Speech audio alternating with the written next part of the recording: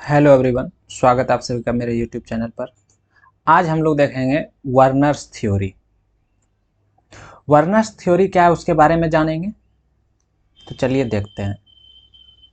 Werner's एक scientist थे जिसका पूरा नाम था अल्फ्रेड वर्नर। ठीक है, क्या नाम था? Alfred Werner. ठीक है, यही है, ये हमारे अल्फ्रेड वर्नर साइंटिस्ट है। ठीक है, इन्होंने क्या किया था सन 1893 में, ठीक है, 1893 ईस्वी में कोऑर्डिनेशन कंपाउंड के बंधन तथा उसके गुणों को बताया था। ठीक है, किसका क्या बताया था? कोऑर्डिनेशन कंपाउंड जो बंधन बनाता है, बॉन्ड बनाता है, उसी के गुण या उसी के प्रकृति के बारे में बताया था। कौन बताया था? अल्फ्रेड। कौन बताए थे? Alfred Werner. ठीक है, और उसी को हम लोग पढ़ते हैं वर्नर्स थ्योरी के रूप में। ठीक है, तो कब बताए थे? 1893 ईस्वी में। और क्या बताए थे? कोऑर्डिनेशन कंपाउंड में जो बंधन बनता है उसके प्रकृति और गुणों के बारे में। ठीक है, चलिए आगे देखते हैं हम लोग। देखिए वर्नर्स थ्योरी क्या है। वर्नर के सिद्धांत। अल्फ्रेड वर्नर पहले वैज्ञानिक थे। ठीक है, अल्फ्रेड वर्नर कौन थे? पहले वैज्ञानिक थे जिन्होंने क्या किया था सन सन 1893 ईस्वी में पहली बार कोऑर्डिनेशन कंपाउंड में बंधन की प्रकृति, ठीक है, बंधन का प्रकृति तथा कोऑर्डिनेशन कंपाउंड के गुणों को बताया था। ठीक है, क्या क्या बताया था? कोऑर्डिनेशन कंपाउंड के बंधन के बारे में तथा कोऑर्डिनेशन कंपाउंड के गुण के बारे में बताया था। कौन कौन बताए थे? अल्फ्रेड वर्नर ने। ठीक है, और कब बताए थे? 1893 ईस्वी में। ठीक है, कब बताए थे? 1893 ईस्वी में। अल्फ्रेड वर्नर पहले वैज्ञानिक थे जिन्होंने 1893 ईस्वी में कोऑर्डिनेशन कंपाउंड के बंधन की प्रकृति तथा कोऑर्डिनेशन कंपाउंड के गुण के बारे में बताया था। ठीक है, चलिए नेक्स्ट अब हम लोग देखते हैं इसके क्या क्या थ्योरी है। ठीक है, तो वर्नर के अनुसार, ठीक है, किसके अनुसार? वर्नर के अनुसार कोऑर्डिनेशन कंपाउंड में सेंट्रल एटम जो क्या होता है? मेटल होता है, धातु होता है। सेंट्रल एटम क्या होता है? धातु होता है। ये क्या हो गया आपका? कोऑर्डिनेशन स्फीयर हो गया। ठीक है, इसके अंदर क्या होता था? सेंट्रल एटम जो क्या होता था? धातु होता था, डी ब्लॉक का होता था। जनरली ये क्या होता था? डी ब्लॉक का। और ये क्या होता था? मेटल होता था। ये क्या होता था? मेटल होता था। ये क्या होता था? मेटल होता था। और तीसरा बात क्या था? ये इलेक्ट्रॉन क्या करता था? ग्रहण करता था। इलेक्ट्रॉन क्या करता था? ग्रहण करता था। ठीक है, इसी कारण से इसको क्या कहते थे? लुईस एसिड भी, लुईस एसिड की तरह व्यवहार करता था। ठीक है, तो मेटल क्या करता था? कोऑर्डिनेशन कंपाउंड में सेंट्रल एटम के पास दो प्रकार की वैलेंसी होती है। ठीक है, कितने प्रकार का वैलेंसी होता है? दो प्रकार का वैलेंसी होता है। कितना प्रकार का वैलेंसी होता है? दो प्रकार का वैलेंसी होता है। ठीक है, एक को क्या कहते हैं? प्राथमिक संयोजकता, जिसको क्या कहते हैं? Primary valency. ठीक है, एक को क्या कहते हैं? प्राइमरी वैलेंसी, और दूसरे को क्या कहते हैं? सेकेंडरी वैलेंसी, द्वितीयक संयोजकता। ठीक है, यानी कि कहना क्या चाह रहा है कि ये आपका कोऑर्डिनेशन स्फीयर हो गया। ठीक है, ये क्या हो गया? Coordination sphere. इसके अंदर जो सेंट्रल एटम है इसका दो टाइप का संयोजकता होता है। ठीक है, कितना टाइप का होता है? दो टाइप का। एक जो होता है वो क्या होता है? प्राइमरी वैलेंसी, प्राथमिक संयोजकता, और दूसरा जो होता है वो क्या होता है? सेकेंडरी वैलेंसी, द्वितीय संयोजकता। ठीक है, पहला क्या हो गया? प्राइमरी वैलेंसी, और दूसरा क्या हो गया? Secondary valency. ठीक है, सेंट्रल एटम का कितना संयोजकता हो गया? दो प्रकार का हो गया। कोऑर्डिनेशन कंपाउंड में जो सेंट्रल एटम रहता है उसका कितना तरह का संयोजकता हो गया? दो तरह का। ठीक है, पहला क्या हो जाएगा? प्राइमरी वैलेंसी, और दूसरा क्या हो जाएगा? Secondary valency. ठीक है, प्राइमरी वैलेंसी क्या होता है? जो सेंट्रल एटम का ऑक्सीडेशन नंबर आता था वही हो जाएगा प्राइमरी वैलेंसी। हम लोगों ने कोऑर्डिनेशन कंपाउंड में जो सेंट्रल एटम होता है उसका ऑक्सीडेशन नंबर निकालने के लिए सीख गए हैं। ठीक है, तो जो हमारा ऑक्सीडेशन नंबर होगा वही क्या होगा? Primary valency. ठीक है, और सेकेंडरी वैलेंसी क्या होगा? ये सेंट्रल एटम जितना बॉन्ड बनाएगा, ठीक है, जितना बॉन्ड बनाएगा वही क्या हो जाएगा? Secondary valency. ठीक है, जो ऑक्सीडेशन नंबर होगा वो क्या होगा? Primary valency. ऑक्सीडेशन नंबर क्या हो जाएगा?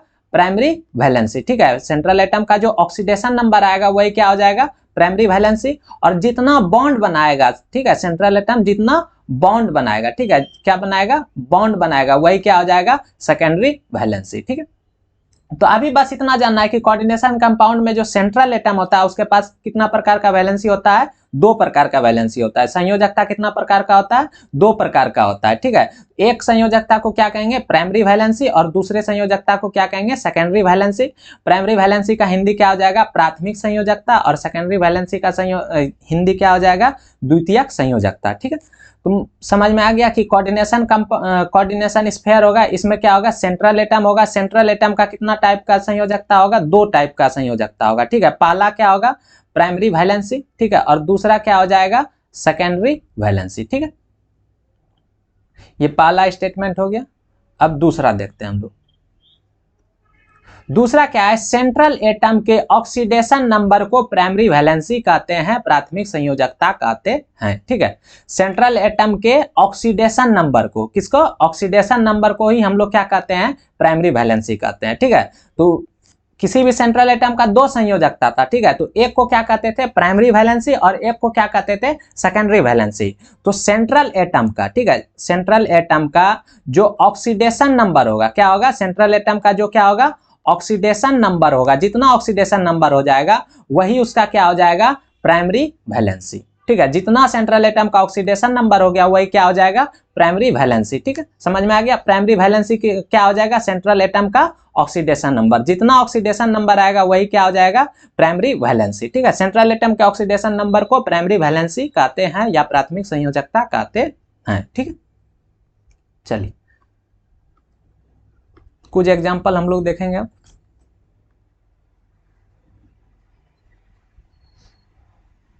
चलो देखो, जैसे इसका प्राइमरी वैलेंसी निकालना है, तो प्राइमरी वैलेंसी निकालने के लिए क्या करना पड़ेगा? ऑक्सीडेशन नंबर निकालना पड़ेगा। तो ऑक्सीडेशन नंबर निकालना किसका? सेंट्रल एटम का ऑक्सीडेशन नंबर निकालना है। तो जिसका निकालना है उसका क्या मान लेंगे? एक्स। जिसका निकालना है उसको क्या मान लेंगे?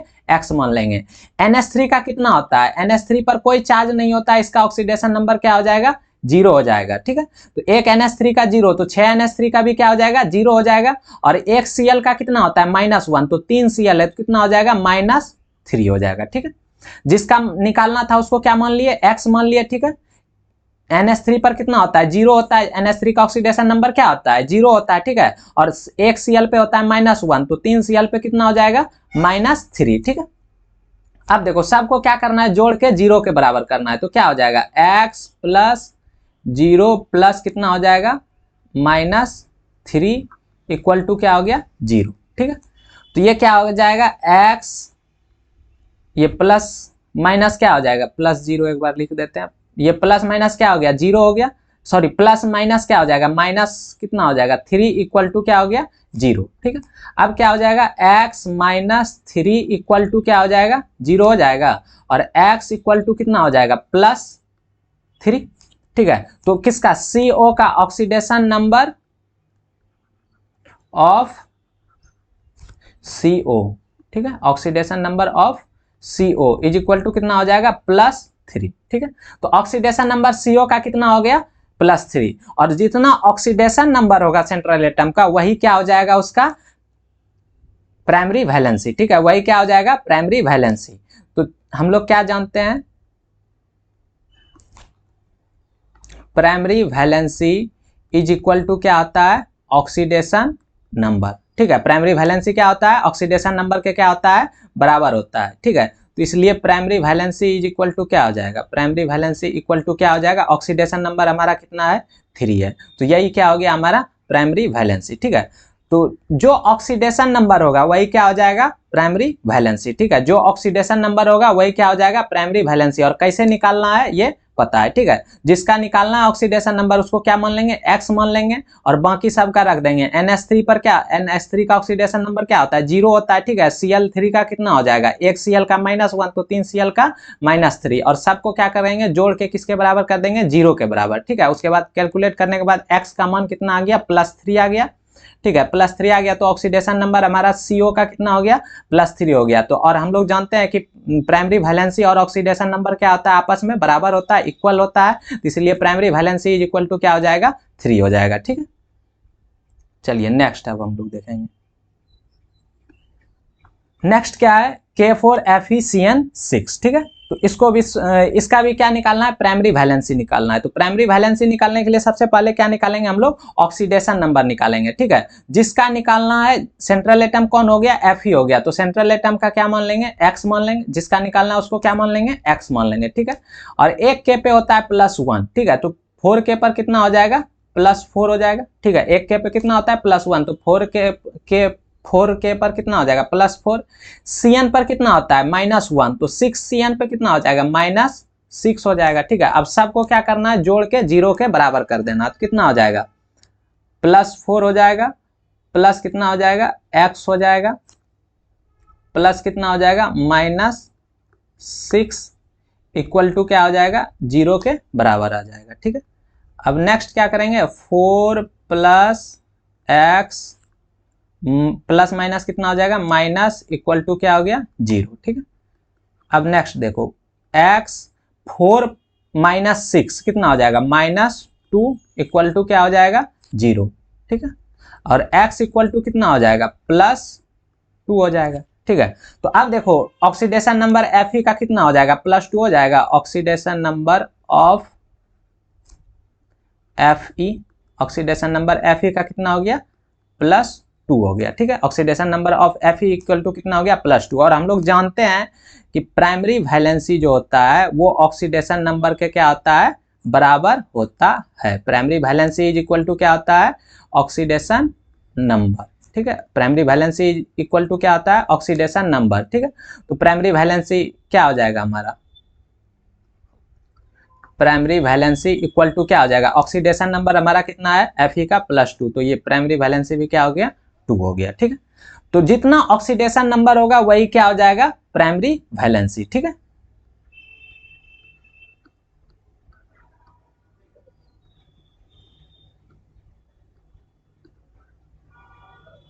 चलो नेक्स्ट है K3FeCl6, ठीक है। इसका भी ऑक्सीडेशन नंबर प्राइमरी वैलेंसी अपने से निकाल लेना। सिर्फ Fe का क्या करना है ऑक्सीडेशन नंबर, सेंट्रल एटम का जो ऑक्सीडेशन नंबर आएगा वही क्या हो जाएगा सेंट्रल एटम का प्राइमरी वैलेंसी, ठीक है। तो इसका कितना आएगा 3 आएगा, ठीक है। चलिए अब हम लोग आगे बढ़ते हैं। नेक्स्ट क्या है प्राइमरी वैलेंसी क्या होता है निश्चित होता है, निश्चित नहीं होता है, ठीक है। प्राइमरी वैलेंसी क्या होता है निश्चित नहीं होता है, ठीक है। तथा निगेटिव लिगैंड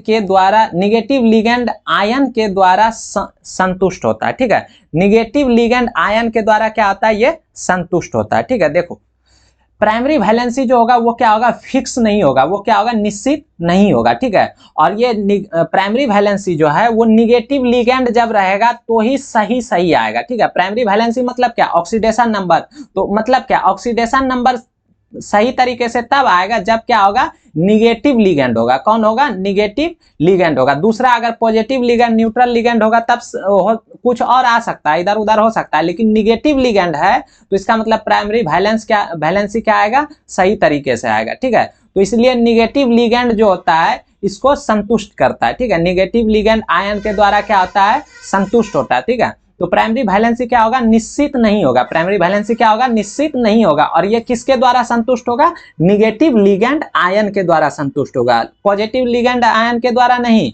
या न्यूट्रल लिगैंड के द्वारा नहीं। ये किसके द्वारा संतुष्ट होगा निगेटिव लिगैंड आयन के द्वारा संतुष्ट होगा, ठीक है। उसके बाद नेक्स्ट क्या है वह लिगैंड जो प्राइमरी वैलेंसी के साथ के द्वारा जुड़े होते हैं वैसे लिगैंड आयनेजेबल होते हैं, ठीक है। देखो क्या बोल रहा है कि वह लिगैंड जो प्राइमरी वैलेंसी के साथ जुड़े हुए होते हैं, ठीक है, वो क्या होता है आयनेजेबल होता है, मतलब क्या आयन में टूट जाता है। देखो ये लिगैंड वह लिगैंड जो प्राइमरी वैलेंसी के द्वारा जुड़े होते हैं, ठीक है। तो प्राइमरी वैलेंसी के साथ जुड़ा हुआ इसका मतलब क्या होगा कि प्लस माइनस ये प्राइमरी वैलेंसी क्या एक तरह से आयन के रूप में आ रहा है, ठीक है। तो आयन के रूप में अगर कोई भी पदार्थ है आयनिक बंधन है तो वो अगर जाके टूटेगा तो वो किस में टूटेगा आयन में ही टूटेगा, प्लस माइनस में ही टूटेगा। अगर कोई पदार्थ आयन से मिलकर बना हुआ है आयनिक बंधन से आयनिक यौगिक है तो वो टूटेगा तो किस में टूटेगा आयन में ही टूटेगा। तो वही बात बोल रहा है कि अगर प्राइमरी वैलेंसी के द्वारा जुड़ा हुआ है तो वैसे लिगैंड क्या होगा आयनेजेबल होगा, ठीक है। आयनेजेबल होते हैं आयनीय होते हैं, ठीक है। तो वह लिगेंड जो प्राइमरी वैलेंसी के द्वारा जुड़े होते हैं वैसे लिगेंड क्या होते हैं, आयनेजेबल होते हैं। ठीक है, कैसा होता है, आयनेजेबल, मतलब क्या, आयन के रूप में टूटेगा। ठीक है, तो अगर कोई आयनिक यौगिक है, ठीक है, तो आयनिक यौगिक किससे, प्लस माइनस से मिलकर ही बना हुआ होता है। तो ये टूटेगा किस में टूटेगा, प्लस में टूटेगा और माइनस में टूटेगा। ठीक है, एक प्लस में टूट जाएगा और एक किस में टूट जाएगा, माइनस में टूट जाएगा। ठीक, तो यही बोल रहा है कि लिगेंड अगर प्राइमरी वैलेंसी से जुड़ा हुआ है, प्राइमरी वैलेंसी क्या आएगा, ऑक्सीडेशन नंबर आएगा। तो ऑक्सीडेशन नंबर तुम्हारा क्या हो जाएगा, प्लस में होगा या माइनस में होगा। ठीक है, तो ये जो यौगिक होगा आयनेजेबल होगा। ठीक है, चलिए नेक्स्ट देखते हैं। नेक्स्ट क्या है, प्राइमरी वैलेंसी नॉन डायरेक्शनल होते हैं, दिशाहीन होते हैं, मतलब उसका डायरेक्शन नहीं होता है। ठीक है, प्राइमरी वैलेंसी जो होता है उसका क्या होता है, डायरेक्शन नहीं होता है। और इसको किससे दिखाया जाता है, डॉटेड लाइन से दिखाया जाता है। किससे दिखाया जाता है, डॉटेड लाइन से। ठीक है, प्राइमरी वैलेंसी का क्या हो जाएगा, डायरेक्शन नहीं होगा। प्राइमरी वैलेंसी का डायरेक्शन क्या होगा, नहीं होगा, नॉन डायरेक्शनल होता है। ठीक है, और इसको किससे दिखाया जाता है, डॉटेड लाइन से दिखाया जाता है। ठीक है, तो अभी तक हम लोग कितना रूल पढ़ चुके हैं वार्नर्स थ्योरी का। सबसे पहला जो पढ़े थे कि सेंट्रल एटम जो होगा, ठीक है, क्या होगा, सेंट्रल एटम जो होगा उसके पास कितना टाइप का वैलेंसी होगा, दो टाइप का होगा। कौन कौन सा, प्राइमरी वैलेंसी और दूसरा क्या हो जाएगा, सेकेंडरी वैलेंसी। ठीक है, प्राइमरी वैलेंसी हो जाएगा और दूसरा क्या हो जाएगा, सेकेंडरी वैलेंसी हो जाएगा। सेंट्रल एटम के ऑक्सीकरण संख्या को, ऑक्सीडेशन नंबर को ही क्या कहते थे, प्राइमरी वैलेंसी कहते थे। यही कहते थे, सेंट्रल एटम के ऑक्सीडेशन नंबर को ही क्या कहते थे, प्राइमरी वैलेंसी कहते थे। ठीक है, ये पहला हो गया।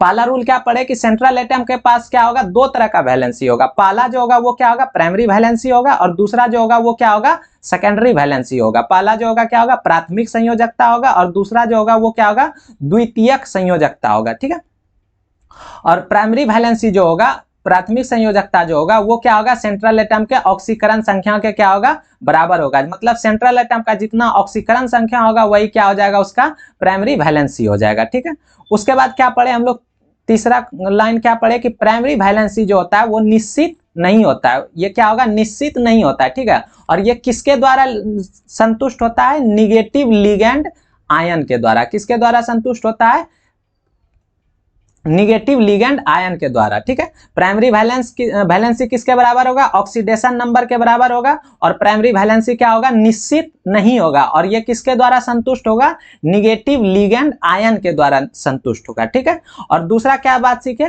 कि प्राइमरी वैलेंसी के द्वारा अगर कोई लिगेंड जुड़ा हुआ है तो वो लिगेंड क्या होगा, आयनेजेबल होगा। मतलब वो क्या, किसमें, आयन के रूप में टूटेगा, प्लस में टूटेगा और माइनस में टूटेगा। ठीक है, तो ये बात समझ में आ गया। सबसे पहला क्या पढ़े कि सेंट्रल एटम का दो तरह का संयोजकता होगा, पहला होगा प्राइमरी वैलेंसी, दूसरा होगा सेकेंडरी वैलेंसी। प्राइमरी वैलेंसी क्या होगा, ऑक्सीडेशन नंबर के बराबर होगा। सेंट्रल एटम के ऑक्सीडेशन नंबर के बराबर क्या हो जाएगा, उसका सेंट्रल एटम का प्राइमरी वैलेंसी। ठीक है, उसके बाद क्या पढ़े कि प्राइमरी वैलेंसी जो होता है निश्चित नहीं होता है। ठीक है, प्राइमरी वैलेंसी क्या होता है, निश्चित नहीं होता है, और वो किसके द्वारा संतुष्ट होता है, निगेटिव लिगेंड आयन के द्वारा संतुष्ट होता है, और वो किसमें टूटता है, आयनेजेबल होता है। ठीक है, ये क्या होता है, आयनेजेबल होता है, किसमें टूटेगा, प्लस माइनस में टूटेगा। ठीक है, अब हम लोग देखेंगे सेकेंडरी लिगेंड के, सॉरी, सेकेंडरी वैलेंसी के बारे में। और ये क्या होता है, प्राइमरी वैलेंसी क्या होता है, नॉन डायरेक्शनल होता है। ठीक है, प्राइमरी वैलेंसी क्या होता है, नॉन डायरेक्शनल होता है, इसका कोई दिशा नहीं होता है। ठीक है,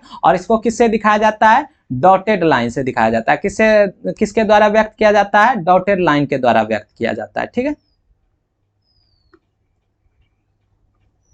नेक्स्ट है सेकेंडरी वैलेंसी। सेकेंडरी वैलेंसी किसको कहते हैं, तो सेंट्रल एटम के कोऑर्डिनेशन नंबर को ही क्या कहते हैं, सेकेंडरी वैलेंसी कहते हैं। ठीक है, क्या कहते हैं, चलो देखते हैं। सेंट्रल एटम के कोऑर्डिनेशन नंबर को सेकेंडरी वैलेंसी कहते हैं। ठीक है, क्या कहते हैं, सेंट्रल एटम के कोऑर्डिनेशन नंबर को सेकेंडरी वैलेंसी कहते हैं। मतलब कोऑर्डिनेशन, सेंट्रल एटम का जितना कोऑर्डिनेशन नंबर होगा वही क्या हो जाएगा, सेकेंडरी वैलेंसी हो जाएगा। ठीक है, कोऑर्डिनेशन नंबर क्या होता है अभी हम लोग सीखेंगे। ठीक है, सेंट्रल एटम के कोऑर्डिनेशन नंबर को सेकेंडरी वैलेंसी कहते हैं। ठीक है, जितना कोऑर्डिनेशन नंबर होगा सेंट्रल एटम का वही क्या हो जाएगा, सेंट्रल एटम का सेकेंडरी वैलेंसी। ठीक है, तो secondary valency is equal to क्या हो जाएगा, कोऑर्डिनेशन नंबर। ठीक है, सेकेंडरी वैलेंसी क्या हो जाएगा, कोऑर्डिनेशन नंबर के क्या हो जाएगा, बराबर हो जाएगा। ठीक है, अब देखो कोऑर्डिनेशन नंबर कहते किसको है। ठीक है, देखो मान लो कि अगर कोई सेंट्रल एटम है, ठीक है, ये मान लीजिए M है, L है और ये क्या हो गया, सेंट्रल एटम हो गया, ये लिगेंड हो गया और ये लिगेंड का नंबर हो गया। ठीक है, ये आपका कोऑर्डिनेशन स्फीयर हो गया, ये सेंट्रल एटम हो गया, ये क्या हो गया, लिगेंड हो गया और लिगेंड का नंबर हो गया।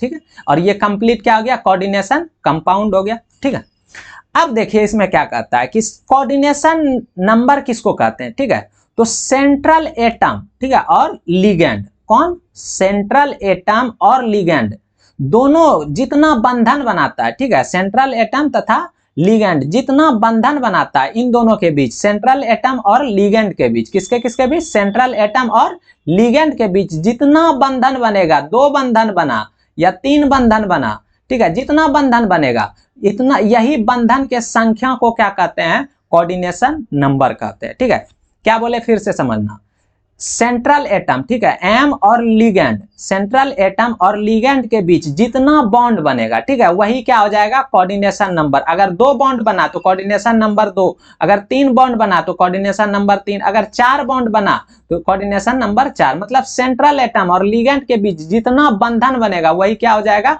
Coordination number. ठीक है, और कोऑर्डिनेशन नंबर ही क्या होगा, सेकेंडरी वैलेंसी होगा। ठीक है, कोऑर्डिनेशन नंबर ही क्या हो जाएगा आपका, सेकेंडरी वैलेंसी। ठीक है, तो सेंट्रल एटम के कोऑर्डिनेशन नंबर को सेकेंडरी वैलेंसी कहते हैं।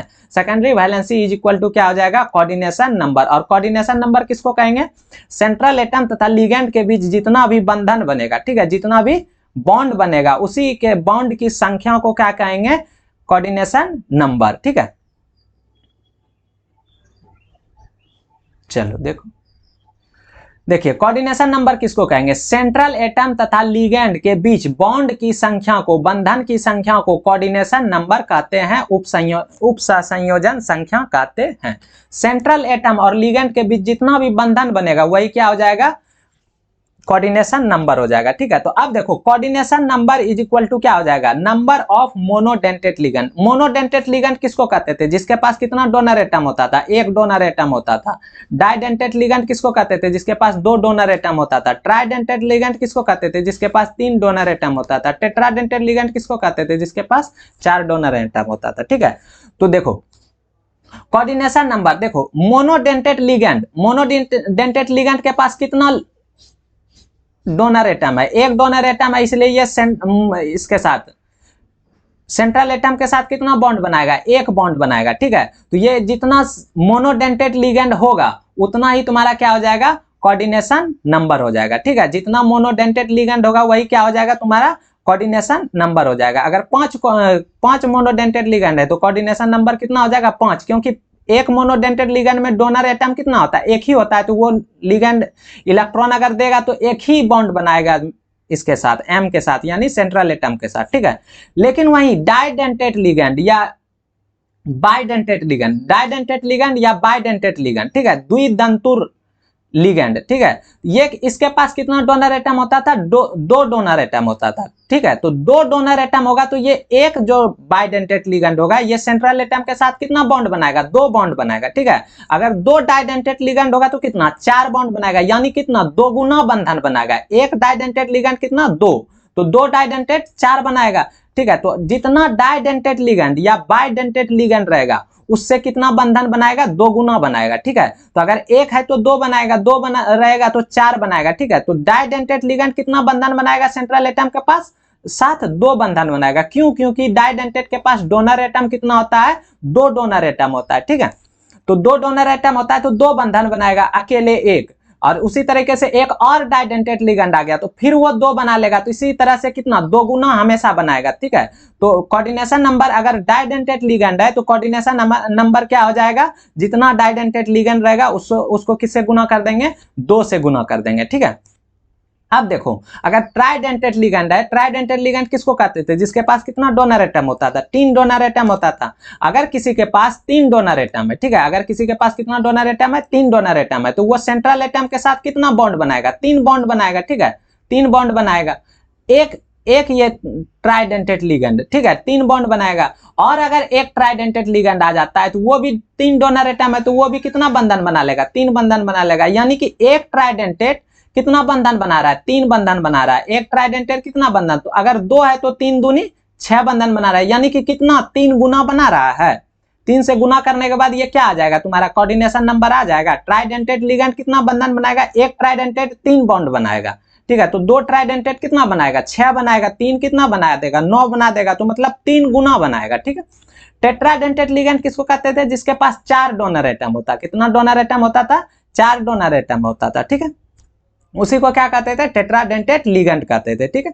तो अब देखो एक सेंट्रल एटम के पास एक टेट्राडेंटेट लिगेंड कितना बॉन्ड बनाएगा, 4 बॉन्ड बनाएगा, ठीक है, 1 2 3 4, ठीक है। तो ये चारों एक टेट्राडेंटेट बना रहा है, और अगर मान लो एक टेट्राडेंटेट आ गया तो कितना बंधन बना लेगा, 1 2 3 4 बंधन बना लेगा, यानी कि कितना 4 गुना बनाएगा।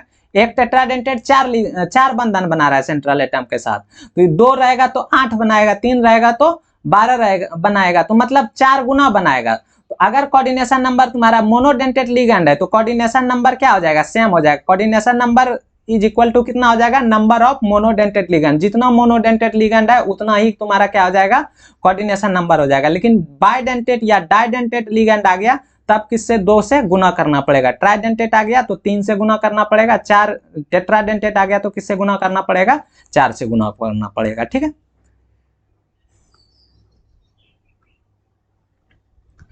चलिए देखिए इसमें क्या है, देखो K4FeCN6 है, देखो इसमें क्या है, कुछ नहीं है, FeCN6, ये देखो CN6, देखो ये सेंट्रल एटम है, देखो CN के साथ कितना बॉन्ड बना रहा है, CN जो है तुम्हारा कौन सा लिगेंड है, ये क्या है, M बाइडेंटेट लिगेंड है, M बाइडेंटेट लिगेंड है, ठीक है। कौन सा लिगेंड है, M बाइडेंटेट लिगेंड। और M बाइडेंटेट लिगेंड क्या होता था, जिसके पास एक से अधिक डोनर एटम होता था, कितना होता था, एक से अधिक डोनर एटम होता था, एक से कितना होता था, अधिक डोनर एटम होता था, लेकिन देता कौन था, सिर्फ एक था, यही था ना, एक से अधिक डोनर एटम होता था, ठीक है, लेकिन वो देता कौन था, सिर्फ एक था, ठीक है। पॉलीडेंटेट लिगेंड के तरह होता था, लेकिन व्यवहार कैसे करता था, मोनोडेंटेट या यूनिडेंटेट लिगेंड के तरह, ठीक है।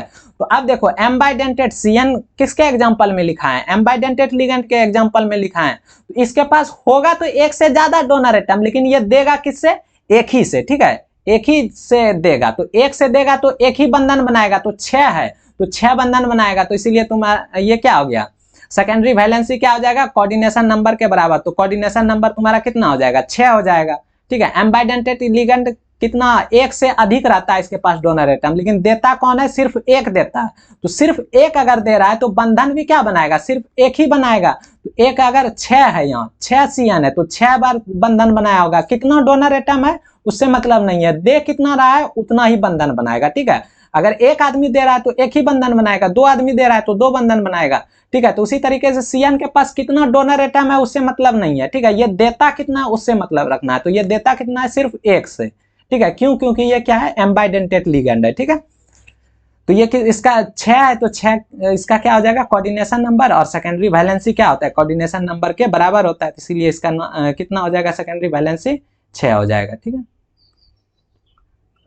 चलिए नेक्स्ट क्या है, PTEN2Cl2, ठीक है। अब देखो ये EN क्या है, EN क्या है, डाइडेंटेट लिगेंड है, याद है, ये क्या था, डाइडेंटेट लिगेंड, ये कौन सा था, डाइडेंटेट लिगेंड। और डाइडेंटेट लिगेंड के पास कितना डोनर एटम होता था, 2, ठीक है, कितना होता था, 2। और Cl क्या है, Cl मोनोडेंटेट लिगेंड है या यूनिडेंटेट लिगेंड है, जिसके पास डोनर एटम कितना होता है, 1, ठीक है। तो ये 2 डोनर एटम होता है इसके पास, तो है कितना, ये 2 पीस है, तो 2 दूनी क्या हो जाएगा, 4 हो जाएगा, 2 दूनी कितना हो गया, 4 हो गया, और प्लस Cl कितना है, 1 है, Cl के पास कितना डोनर एटम होता है, 1 डोनर एटम होता है, और ये टोटल है कितना, 2 है, तो इसको किससे गुना कर देंगे, 2 से, ठीक है। तो 1 गुने 2 हो गया, और EN भी कितना था, 2, इसके पास डोनर एटम कितना था, 2 था, और ये पीस में भी कितना था, 2 था, तो फिर इसको 2 से गुना कर दिया, 2 दूनी 4 और 2 1 2, तो 2 4 6 हो गया, तो इसका कोऑर्डिनेशन नंबर 6 आ गया, और जो कोऑर्डिनेशन नंबर होगा वही क्या हो जाएगा,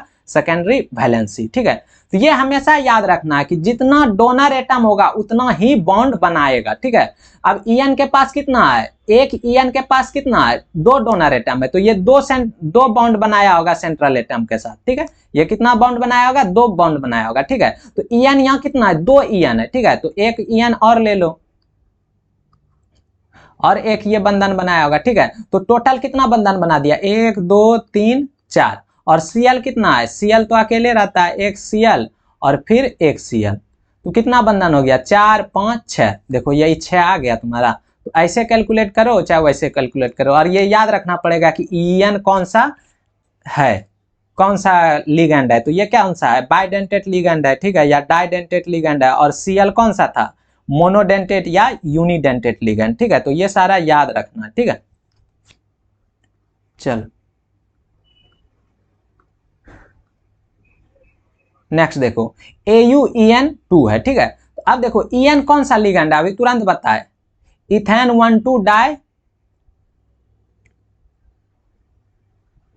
सॉरी AuEN2 है, ठीक है। तो ये कौन सा लिगेंड है, तो ये भी क्या हो जाएगा, ये डाइडेंटेट लिगेंड हो जाएगा, ठीक है। तो ये डाइडेंटेट लिगेंड है, तो दो लिगेंड है, एक लिगेंड से ये इसके पास डाइडेंटेट लिगेंड है, तो कितना डोनर एटम होगा, 2 डोनर एटम होगा, ठीक है। तो एक EN के पास 2 डोनर एटम होगा, तो यहाँ कितना EN है, 2 EN है, तो इसके पास भी 2 डोनर एटम होगा, तो 2 EN का 2 डोनर एटम, तो टोटल कितना हो गया, 4 हो गया। तो यही 4 हो गया आपका कोऑर्डिनेशन नंबर, और इसी यही कोऑर्डिनेशन नंबर क्या हो जाएगा, सेकेंडरी वैलेंसी हो जाएगा, ठीक है।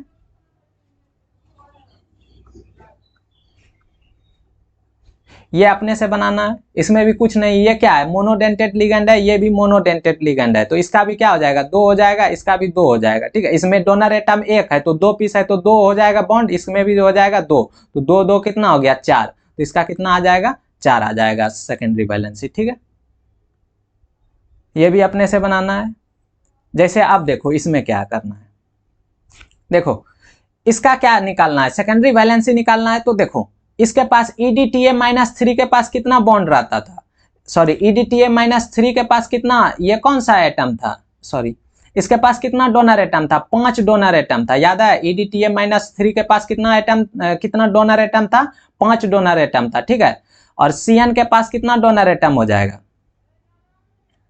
एक सेकंड रुक जाओ, CN, हाँ ठीक है। CN के पास कितना डोनर एटम हो जाएगा, CN के पास कितना डोनर एटम हो जाएगा, एम्बाइडेंटेट लिगेंड है, ठीक है। तो इसके पास एक से अधिक रहेगा, लेकिन कितना डोनर एटम हो जाएगा, एक ही डोनर एटम हो जाएगा, ठीक है। तो इसके पास 5 डोनर एटम, इसके पास 1 डोनर एटम, तो टोटल बंधन कितना बना देगा, 6 बंधन बना देगा। तो इसका सेकेंडरी वैलेंसी कितना हो जाएगा, 6 हो जाएगा, ठीक है। समझ में आया। EDTA-3 इसके पास कितना डोनर एटम होता है, 5 डोनर एटम होता है, ठीक है, हम बता चुके हैं इसका स्ट्रक्चर, ठीक है।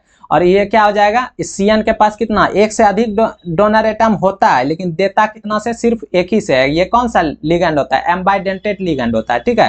तो एक से ही देता है, इसी कारण से एक ही देगा, तो एक ही बंधन बनाएगा, एक बंधन ये, 5 बंधन ये, तो टोटल कितना हो गया, 6 बंधन। तो इसमें 6 क्या हो जाएगा, इसका कोऑर्डिनेशन नंबर हो जाएगा, और जो कोऑर्डिनेशन नंबर हो जाएगा वही क्या हो जाएगा, सेकेंडरी वैलेंसी हो जाएगा, ठीक है। नेक्स्ट अब अपने से बनाना है, ये भी अपने से बना लेना है, सेम है, अपने से बनाना है। FeEDTA-4 है, इसका भी आराम से बना सकते हो। इसका क्या हो जाएगा, अब देखो इसका क्या हो जाएगा, देखो EDTA-4 है, ठीक है। तो इसका ऑक्सीडेशन, सॉरी ये कितना हो जाएगा, इसका डोनर एटम, EDTA-4 के पास कितना डोनर एटम होता था, 6 डोनर एटम होता था, ठीक है। और 6 डोनर एटम हो गया, तो वही हो गया कोऑर्डिनेशन नंबर, और कोऑर्डिनेशन नंबर जो हो जाएगा वही क्या हो जाएगा, इसका सेकेंडरी वैलेंसी, ठीक है। EDTA-4 के पास कितना डोनर एटम होता था, 6 डोनर एटम होता था, ठीक है। तो वही 6 डोनर एटम होगा, तो 6 बॉन्ड बनाएगा सेंट्रल एटम के साथ, और 6 बॉन्ड बनाएगा तो सेंट्रल एटम और लिगेंड के बीच जितना बॉन्ड का संख्या होगा उसी को कहते थे कोऑर्डिनेशन नंबर। तो 6 हो जाएगा हमारा कोऑर्डिनेशन नंबर, और जो कोऑर्डिनेशन नंबर हो जाएगा वही क्या हो जाएगा, हमारा सेकेंडरी वैलेंसी, ठीक है।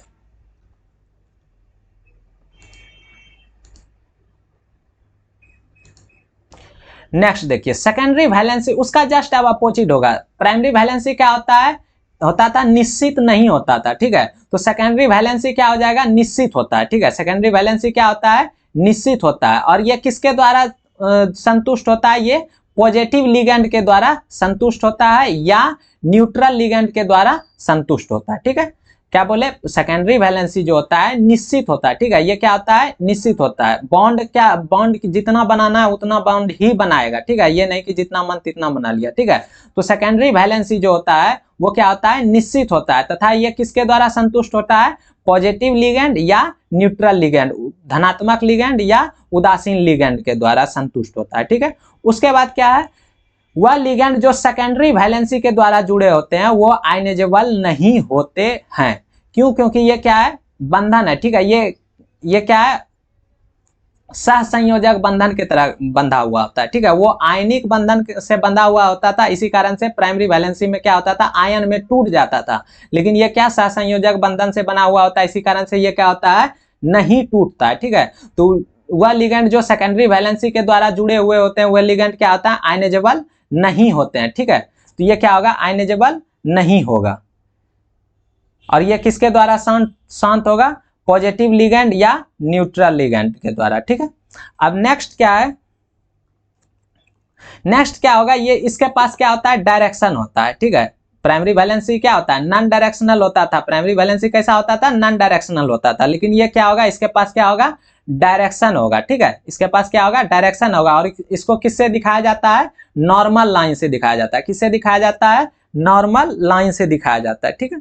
और किसी कोऑर्डिनेशन या कॉम्प्लेक्स कंपाउंड की संरचना तथा ज्यामिति सेकेंडरी वैलेंसी पर निर्भर करता है। किस पर निर्भर करता है, सेकेंडरी वैलेंसी पर, क्या, संरचना या ज्यामिति, ठीक है। वो उसका बनावट जो होगा वो किस पर निर्भर करेगा, संरचना जो होगा वो किस पर निर्भर करेगा, कोऑर्डिनेशन या कॉम्प्लेक्स कंपाउंड का सेकेंडरी वैलेंसी पर, ठीक है। तो कौन कौन सा गुण पढ़े, चलिए देखिए, चलो देखो,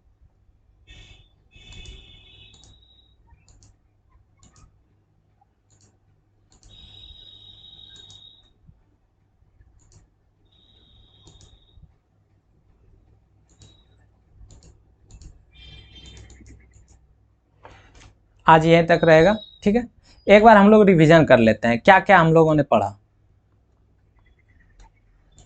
सबसे पहले हम लोग क्या पढ़े थे, वार्नर्स थ्योरी। वार्नर्स थ्योरी क्या होता था, वार्नर्स थ्योरी क्या था, वार्नर्स क्या थे, एक साइंटिस्ट थे। वार्नर क्या थे, एक साइंटिस्ट थे, जिन्होंने 1893 ईस्वी में पहली बार कोऑर्डिनेशन कंपाउंड में बंधन की प्रकृति तथा कोऑर्डिनेशन कंपाउंड के गुण के बारे में बताया, ठीक है। कब बताया, 1893 ईस्वी में। और क्या बताया, बंधन की प्रकृति, कोऑर्डिनेशन कंपाउंड का बंधन का प्रकृति और उसके गुणों के बारे में बताया, ठीक है। तो सबसे पहला जो वार्नर का थ्योरी था, सबसे पहला क्या था कि कोऑर्डिनेशन कंपाउंड में जो सेंट्रल एटम होता है उसका दो प्रकार का वैलेंसी होता है, ठीक है। पहला क्या हो जाएगा, प्राइमरी वैलेंसी, दूसरा क्या हो जाएगा, सेकेंडरी वैलेंसी, ठीक है। सेंट्रल एटम का ऑक्सीडेशन नंबर को ही क्या कहते हैं हम लोग, प्राइमरी वैलेंसी कहते हैं। सेंट्रल एटम के ऑक्सीडेशन नंबर को ही क्या कहते हैं हम लोग, प्राइमरी वैलेंसी कहते हैं। और जितना प्राइमरी वैलेंसी होगा वही क्या हो जाएगा, ऑक्सीडेशन नंबर हो जाएगा। इन सभी का ऑक्सीडेशन नंबर निकाल के हम लोग देख चुके थे, ठीक है। उसके बाद क्या हो जाएगा, प्राइमरी वैलेंसी क्या होता है, निश्चित नहीं होता है, ठीक है। प्राइमरी वैलेंसी क्या होता है, निश्चित नहीं होता है। और ये किसके द्वारा संतुष्ट होता है, निगेटिव लिगेंड के द्वारा संतुष्ट होता है। किसके द्वारा संतुष्ट होता है, निगेटिव लिगेंड के द्वारा, ठीक है। उसके बाद क्या पढ़े कि प्राइमरी वैलेंसी के द्वारा जो लिगेंड जुड़ा हुआ होता है वो क्या होता है, आयनाइजेबल होता है, मतलब आयन में टूट जाता है, ठीक है। प्राइमरी वैलेंसी के द्वारा जो लिगेंड जुड़ा हुआ होता है वो क्या होता है, आयनाइजेबल होता है, ठीक है। वो क्या होता है, आयन में टूट जाता है। उसके बाद प्राइमरी वैलेंसी को क्या होता है, नॉन डायरेक्शनल होता है, दिशाहीन होता है। और इसको किससे सूचित किया जाता है, डॉटेड लाइन से सूचित किया जाता है, ठीक है। सेंट्रल एटम के कोऑर्डिनेशन नंबर को ही क्या कहते हैं, सेकेंडरी वैलेंसी कहते हैं, ठीक है। सेंट्रल एटम के कोऑर्डिनेशन नंबर को ही क्या कहते हैं, सेकेंडरी वैलेंसी कहते हैं, ठीक है। और जितना सेकेंडरी वैलेंस, जितना कोऑर्डिनेशन नंबर होगा वही क्या हो जाएगा, सेकेंडरी वैलेंसी, ठीक है। और कोऑर्डिनेशन नंबर क्या होता था, सेंट्रल एटम तथा लिगेंड के बीच बॉन्ड की संख्या को क्या कहते थे, कोऑर्डिनेशन नंबर कहते थे। सेंट्रल एटम तथा लिगेंड के बीच के बॉन्ड की संख्या को क्या कहते थे, कोऑर्डिनेशन नंबर कहते थे, ठीक है। तो अगर मोनोडेंटेट रहा तो जितना मोनोडेंटेट लिगेंड रहेगा उतना ही हो जाएगा कोऑर्डिनेशन नंबर, ठीक है। अगर डाइडेंटेट लिगेंड रहा तो उसको 2 से गुना करने के बाद वो क्या आ जाएगा, कोऑर्डिनेशन नंबर आ जाएगा। अगर ट्राइडेंटेट लिगेंड रहा तो जितना ट्राइडेंटेट लिगेंड रहेगा उसके नंबर को 3 से गुना कर देंगे तो कोऑर्डिनेशन नंबर आ जाएगा। अगर टेट्राडेंटेट लिगेंड रहा तो टेट्राडेंटेट लिगेंड के नंबर को 4 से गुना करने के बाद कोऑर्डिनेशन नंबर आ जाएगा, ठीक है। अगर पेंटाडेंटेट रहा तो जितना मतलब रहेगा, पेंटा रहे, हेक्सा रहे तो हेक्सा रहेगा तो 6 से गुना करना है, ठीक है। पेंटा रहे तो 5 से गुना करना है, ठीक है। इन सभी का हम लोग एग्जाम्पल कर चुके थे, ठीक है। उसके आगे हम लोग क्या पढ़े कि सेकेंडरी वैलेंसी निश्चित होता है, ठीक है। प्राइमरी वैलेंसी निश्चित नहीं होता था, ठीक है। और लेकिन सेकेंडरी वैलेंसी क्या होता है, निश्चित होता है। प्राइमरी वैलेंसी निगेटिव लिगेंड के द्वारा संतुष्ट होता था, लेकिन सेकेंडरी वैलेंसी क्या हो जाएगा, पॉजिटिव या न्यूट्रल लिगेंड आयन के द्वारा क्या होता है, संतुष्ट होता है। ठीक है, ये किसके द्वारा संतुष्ट होता है, पॉजिटिव लिगेंड या न्यूट्रल लिगेंड के द्वारा। ठीक है, और सेकेंडरी लिगेंड जो जुड़ा हुआ होता है, वह लिगेंड जो सेकेंडरी लिगेंड से जुड़ा हुआ होता है वो आयनाइजेबल नहीं होते हैं, वो आयन में नहीं टूटते हैं। ठीक है, सेकेंडरी वैलेंसी क्या होता है, डायरेक्शनल होता है, दिशा होता है। सेकेंडरी वैलेंसी के पास क्या होता है, डायरेक्शन होता है, और इसको किससे दिखाया जाता है, नॉर्मल लाइन से। ठीक है, नॉर्मल लाइन से दिखाया जाता है। उसके बाद किसी भी कोऑर्डिनेशन कंपाउंड या कॉम्प्लेक्स कंपाउंड का जो संरचना होता है, बनावट होता है, ज्यामिति होता है, वो किस पर निर्भर करता है, सेकेंडरी वैलेंसी पर। ठीक है, तो आज यहीं तक रहने देते हैं, इसके आगे हम लोग नेक्स्ट डे पढ़ेंगे। ठीक है,